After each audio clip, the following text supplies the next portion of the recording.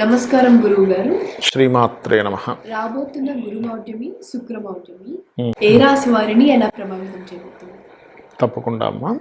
First of all ఏంటంటే మౌఢ్యమి అని చెప్పి చూసుకున్నట్లయితే దాన్ని శుక్రుడు, గురువు, శుభగ్రహాలు. ఈ శుక్ర గురువులు గనక రవికి కక్షలో కనుక కొంచెం దగ్గరగా వెళ్ళినట్లయితే దాన్ని మౌఢ్యమి అంటారు. ఓకే, ఆ మౌఢ్యమి అప్పుడప్పుడు ఏర్పడుతూ ఉంటుంది. ఆ సమయాల్లో ఈ శుక్రుడు, గురువు రెండు కూడా శుభగ్రహాలైనందుకు ఈ శుభగ్రహాల యొక్క దృష్టి కనుక భూమి మీద సరిగ్గా లేనప్పుడు శుభకార్యాలు ఏవి కూడా ప్రారంభించరు. ఈ శుభకార్యాలతో పాటు మీరు అన్నట్టుగా ఒక్కొక్క రాశి నుంచి తీసుకుంటే లేదా ఒక్కొక్క లగ్నం నుంచి తీసుకుంటే ఒక్కొక్క లగ్నానికి ఒక్కొక్క రాశికి ఒక్కొక్క సంబంధించిన విషయంలో స్ట్రక్ అవ్వడము, ఆగడాలు జరుగుతుంటాయి దాని యొక్క భావాన్ని బట్టి. కాబట్టి ఒక్కొక్క దానికి ఒక్కొక్క పరిహారం ఉంటుంది. దానికి సంబంధించినటువంటిది ఒక్కొక్క కొన్ని విషయాలు జాగ్రత్త తీసుకోవాల్సిన అంశం ఉంటుంది. ఇప్పుడు ధనుసు రాశి వారికి ఎలా ఉండబోతుంది? తప్పకుండా అమ్మ, ధనుసు రాశి వారికి లగ్నాధిపతి చతుర్థాధిపతి గురువు అవుతాడు. అంటే వీళ్ళకి ఈ రాశి అంటే ఆ జీవుడు మరియు ఆ జీవుడు చదువుకునే విద్య కావచ్చు, ప్రాపర్టీస్ కావచ్చు, ఇటువంటి వీటికి కారకుడు అవుతాడు గురువు వీళ్ళకి.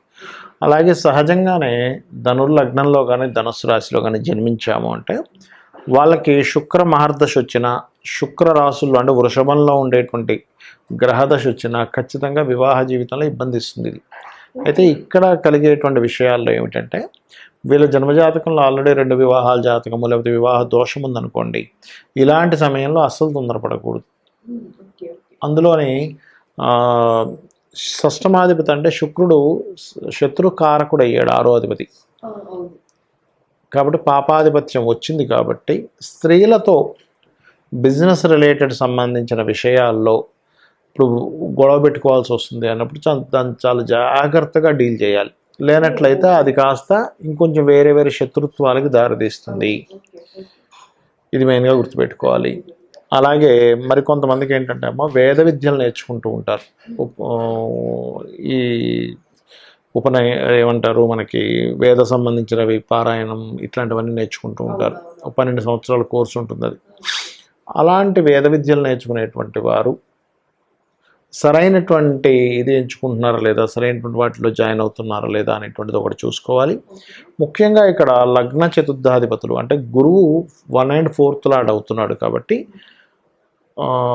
కొంతమంది చూడండి అమ్మా, తినే పదార్థంలో నూనె సరిగ్గా లేనటువంటి పదార్థం అంటే లేదా కల్తీ ఫుడ్ తినడం వల్ల, లేకపోతే ఒక్కోసారి ఏమవుద్ది వాళ్ళకి బ్రీతింగ్ ఇష్యూస్ కానీ, లేకపోతే ఓవర్ ఫ్యాట్ అవ్వడం వల్ల కానీ, లేకపోతే ఒక్కొక్కసారి చూడండి దీంట్లోనేది మన నాన్ వెజిటేరియన్ తినేటువంటి దాంట్లో కూడా ఒక్కోసారి స్టాక్ తినడం వల్ల ఇబ్బంది వస్తూ ఉంటుంది.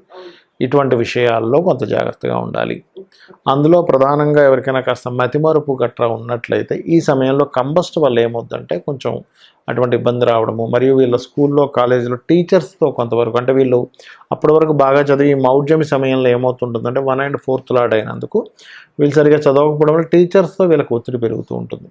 కాబట్టి ఎవరైనా పిల్లలు ఉన్నారు, ధనుర్లగ్నంలో జన్మించారు, కొంచెం ఈ మౌఢ్యమి ఈ దాదాపుగా ఈ 70 to 75 days ఉంది. కాబట్టి అంటే ఒక 2 రోజులు అటు ఇటుగా ఉంటుంటాయి కొన్ని పంచాంగాల్లో. ఈ జాగ్రత్త కనుక తీసుకున్నట్లయితే సరిపోతుంది. మరియు ఈ మౌఢ్యమి సమయంలో స్త్రీలకి అప్పులు ఇవ్వడం, అప్పు తీసుకునే విషయంలో స్త్రీతోని ఇది మెయిన్గా చూసుకోవాలి. మరియు లగ్జరీ రిలేటెడ్, ఫ్యాషన్ రిలేటెడ్ బిజినెస్ల విషయంలో ఏదో లాభం వస్తుందని కొంతమంది ఏం చేస్తారంటే అసలు అది ప్రాక్టికల్గా ఎంతవరకు కనెక్ట్ అవుతుందనే విషయం తెలియక ఇక్కడ ఇది చేస్తే చాలా లాభాలు వచ్చేస్తాయని హడావిడిగా తీసుకెళ్ళి అక్కడ ఇన్వెస్ట్మెంట్ చేయడం ఇట్లాంటివి చేస్తూ ఉంటారు. బికాజ్ ఆఫ్ శుక్రుడు ఏంటంటే ఫ్యాషన్కి కారకుడమ్మ. అందానికి, ఫ్యాషన్కి, క్రియేటివిటీకి, సినిమా ఫీల్డ్కి, వీటన్నిటికీ శుక్రుడు కారకుడు. ఈయన ఇలా కంబస్ట్లో ఉన్నప్పుడు సర్వసాధారణంగా కొంతమంది ప్రొడ్యూసర్లు కానీ, డైరెక్టర్లు కానీ కొత్త సినిమాలు ప్రారంభించడానికి ఇష్టపడరు. ఎందుకు అంటే వాటి ద్వారా అప్పులు, వాటి ద్వారా ఇబ్బంది వస్తుంది. కాబట్టి మరి వీళ్ళు పరిహారం ఏం చేసుకోవాలి అంటే ఏదైనా క్షేత్రము, సూర్యనారాయణమూర్తి క్షేత్రాలు ఉంటాయి కదా, ఆ క్షేత్రానికి వెళ్ళి దర్శనం చేసుకుని కనుక వచ్చినట్లయితే వీళ్ళకి ఎటువంటి ఇబ్బంది ఉండదు. ఇప్పుడు ఈ గురు శుక్ర మౌఢ్యాల వల్ల కొంతమంది ఏమంటారంటే కొన్ని పనులు చేయొచ్చు అంటారు, కొంతమంది కొన్ని పనులు చేయకూడదు అంటారు. అవునమ్మా, వాటి గురించి అంటే ఎవరేం చెప్పినా శాస్త్ర ప్రమాణం అమ్మ. ఏమిటా శాస్త్రము ఏం చెప్పింది మనకి, నిర్ణయ సింధు, ధర్మసింధు గ్రంథాల్లో ఏముంది అని చెప్పి చూసుకున్నట్లయితే ముఖ్యంగా శుక్రుడు వివాహానికి గృహాలకి కారకుడు కాబట్టి లగ్నపత్రిక రాసుకోవడం చేయకూడదు. చాలామంది ఏమనుకుంటారు వివాహం చేసుకోవట్లేదు కదండి, కేవలం లగ్నపత్రిక రాసుకుంటున్నాం కదా దీనివల్ల దోషం లేదనుకుంటారు. కాదు, లగ్నపత్రిక అంటే కూడా వివాహంలో ముఖ్యమైనటువంటి పాత్ర పోషిస్తుంది కాబట్టి లగ్నపత్రిక అస్సలు రాసుకోకూడదు. రెండవది, వివాహం అయితే ఎట్టి పరిస్థితుల్లో చేసుకోకూడదు, గుర్తుపెట్టుకోండి. ఇక శంకుస్థాపన, గృహప్రవేశము, నూతన గృహ ప్రవేశం చేస్తుంటారు, నూతన గృహ శంకుస్థాపన చేస్తుంటారు, గృహ ఆరంభం చేస్తూ ఉంటారు చూసారా, ఇటువంటివి అస్సలు పనికిరాదు, ఇది గుర్తుపెట్టుకోండి. అందులో గురుమౌఢ్యమి సంబంధించిన వాటిల్లో ఏంటంటే ఉపనయన సంబంధించినటువంటివి కూడా చేయకూడదు, ఇది మెయిన్గా గుర్తుపెట్టుకోండి. మరి చేయదగ్గ పనులు ఏమిటి అని చెప్పి చూసుకున్నట్లయితే ఇప్పుడు అన్నప్రాసన ఉంది, అన్నప్రాసన చక్కగా చేసుకోవచ్చు, దానికి ఏం సంబంధం లేదు. ఎందుకంటే గురువు కానీ శుక్రుడు కానీ అన్నప్రాసనకి సంబంధం ఉండదు వాళ్ళకి, అది చంద్రుడు కారకత్వం అన్నప్రాసన అనేటువంటిది. ఓకే, అదేవిధంగా ప్రయాణాలు కూడా చంద్రుడు కారకుడు. చాలామంది ఏమనుకుంటారంటే అమ్మో మనం ఇప్పుడు ఈ మౌఢ్యం ఉంది కదండి ప్రయాణం చేయొచ్చా అనుకుంటారు, అలాంటిది ఏమీ లేదు. ఇంకొకటి ఏంటంటే ఏదైనా శుభకార్యాలకి కాకుండా ఇప్పుడు మామూలుగా చూడండి మనం ఏదైనా తీర్థయాత్రల ప్రయాణాలు చేస్తాం చూసారు, దానికైతే మీరు ఏమీ చూసుకోవాల్సిన పని లేదు. ఎందుకంటే భగవత్ సంబంధించిన వాటి దగ్గరికి వెళ్తున్నప్పుడు భగవంతుడే చూసుకుంటాడు అనమాట. ఓకే, కాబట్టి ఇటువంటివి ముఖ్యంగా గుర్తుపెట్టుకోవాలి. అలాగే మరికొన్ని విషయాలు ఇక్కడ చూసుకున్నట్లయితే ఇప్పుడు చూడండి, ఇందాక మనం చెప్పుకున్నాం ఏమని, గృహప్రవేశము గృహారంభము చేయకూడదు అన్నాం, కానీ గృహ రిపేర్లు చేసుకోవచ్చు. ఇప్పుడు ఇంట్లో ఏదో వాస్తుదోషం ఉంది, లేకపోతే సంథింగ్ లోపల ఏదో ప్రాబ్లం ఉంది, బండలు పాడైపోయాయి, లేకపోతే బాత్రూంలో వాటర్కి సంబంధించిన ఏదో ప్రాబ్లం వచ్చింది, ట్యాప్స్ పాడయ్యాయి, అమ్మ మౌఢ్యమి కదా ఈ టైంలో చేయించుకోకూడదు అనేటువంటిది ఏమీ లేదు, ఇది గుర్తుపెట్టుకోండి. ఓకే, అదేవిధంగా మరికొన్ని విషయాలు కనుక చూసుకున్నట్లయితే ఇక్కడ ఆరంభం చేయకూడదు అన్నారు కదా, భూములు కొనొచ్చా లేదా అనేటువంటి సందేహం వస్తుంది కొంతమందికి. భూములు కొనడము చేయవచ్చు, అమ్మడము చేయవచ్చు, తప్పులేదు. ఎందుకంటే భూమికి కారకుడు శుక్రుడు కాదు, గృహానికి శుక్రుడు. భూమికి కారకుడు బుధుడు కుజుడు అవుతారు, అంటే పొలాలు గట్రా వాటికి బుధుడు అవుతాడు. అదేవిధంగా ఈ యొక్క ల్యాండ్స్ కారకుడు కుజుడు అవుతాడమ్మా. కాబట్టి కుజుడు ఎక్కడ అవ్వట్లేదు కదా, ఎప్పుడు మీరు కొనకూడదు అమ్మకూడదు ఎప్పుడు చేయకూడదు, కుజుడు కంబస్ట్ అవుతాడు ఒక్కోసారి, అలాంటప్పుడు చేయకూడదు. ఓకే, అది గుర్తుపెట్టుకోండి. అలాగే మరొకటి ఏంటంటే ఇంకొంతమంది నేనంటే హాస్యాస్పదంగా ఉంటుంటుంది, ఉద్యోగంలో జాయిన్ అవ్వచ్చండి అని అడుగుతుంటారు మౌఢ్యంలో. ఉద్యోగానికి సంబంధం లేదు, చక్కగా ఉద్యోగం మారాలనుకుంటే మారచ్చు, కొత్త ఉద్యోగంలో జాయిన్ అవ్వచ్చు.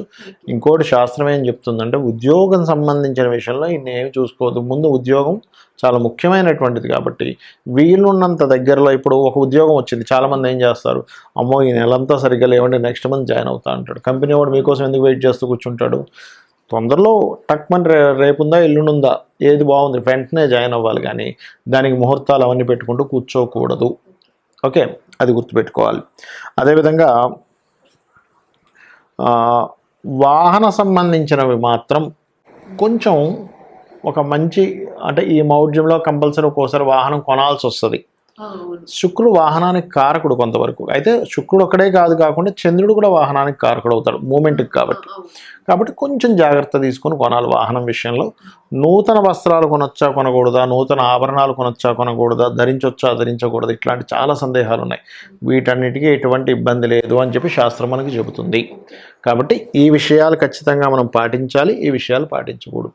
కానీ ఒక్కొక్కసారి ఎలా ఉంటుందంటే ఖచ్చితంగా చేయాలండి. ఇప్పుడు కొంతమందికి ఎలా ఉంటుందంటే తండ్రి గతిస్తాడు, అప్పుడు ఈ మధ్యలో చేసేస్తే అయిపోద్ది, లేకపోతే సంవత్సరం దాటిపోతుంది అని ఉంటుంది, సంవత్సరం లోపల చేయాలి ఆడపిల్లకి అంటూ ఉంటాడు. మరి అలాంటప్పుడు ఎలాగా, ఇంతకాలం మేము ముహూర్తాలు సంబంధాలు వెతుకుతుంటే అవ్వలేదు, కానీ ఇప్పుడేమో మౌఢ్యంలో వచ్చేసి అప్పుడు ఎలాగా అన్నప్పుడు ఇంట్లో పర్టికులర్గా సూర్యనారాయణమూర్తికి సంబంధించింది ఏదైనా సరే జపము చేయించుకొని, అంటే ఇంక తప్పదు అనుకున్నప్పుడు చేయించుకొని, శుక్రబలము గురుబలము పెరగడానికి దక్షిణామూర్తి యొక్క ఆరాధన, అమ్మవారి యొక్క ఆరాధన చేసుకొని, ఏది ఇంకా కంపల్సరీ అయినప్పుడు నేను చెప్తున్నాను, అలాంటి ప్రక్రియ చేసుకొని అన్నదానము గోసేవ చేసి, గోవులు ఉంటాయి దేశీవాలి గోవు, వాటికి ఏదైనా తినిపించి అప్పుడు ఈ యొక్క దీంట్లో తప్పనిసరి ఉన్నప్పుడే తప్ప అదర్వైజ్ ఆపుకోవడమే మంచిది. అది థ్యాంక్ యూ సో మచ్ గురువు గారు. మాకు తెలియని చాలా విషయాలు మీరు మాకు అందజేశారు. ఎలాంటి పనులు చేయొచ్చో ఎలాంటి పనులు చేయకూడదో Yeah. మీరు చాలా చక్కగా వివరించారు. మరియు ఎలాంటి రాసుల వారికి ఎలాంటి ప్రభావాలు ఉన్నాయో కూడా చాలా బాగా వివరించారు. Thank you so much. మీరందరూ ఇలాంటి విషయాన్ని తెలుసుకున్నారు కాబట్టి మళ్ళీ నెక్స్ట్ ఎపిసోడ్తో కలుద్దాం. శ్రీమాత్రే నమః.